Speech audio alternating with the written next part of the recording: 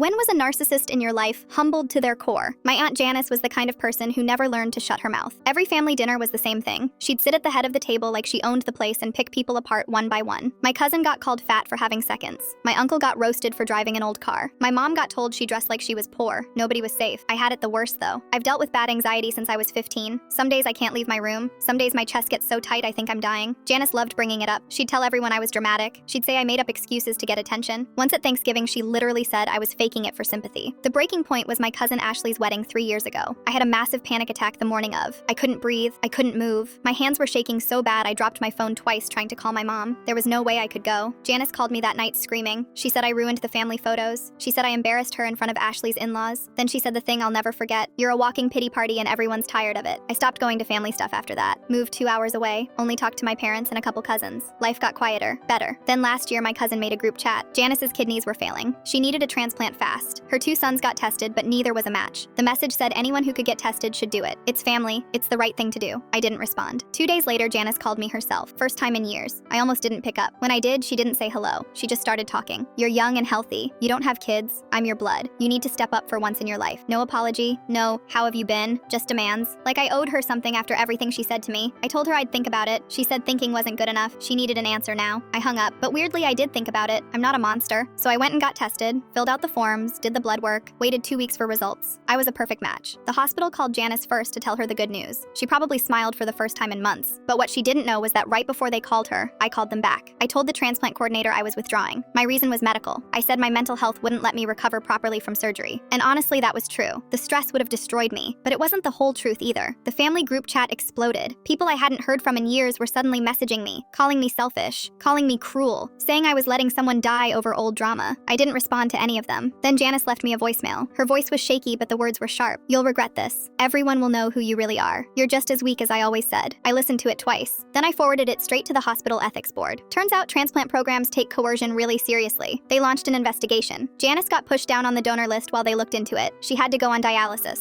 3 times a week, hooked up to a machine for hours. 7 months she waited like that. My mom called me once during that time. She didn't yell. She just sounded tired. She said Janice was different now. Quiet, scared. Last month there was a family birthday party for my grandma. I didn't want to go, but my mom begged, said it would mean a lot to her, so I went. Janice showed up late. She looked smaller, tired. Her skin had this weird gray tint. She sat in the corner and barely said anything the whole time. When my cousin asked her if she wanted cake, she just shook her head. I didn't talk to her. She didn't look at me. And for the first time in my entire life, a family gathering didn't feel like a war zone.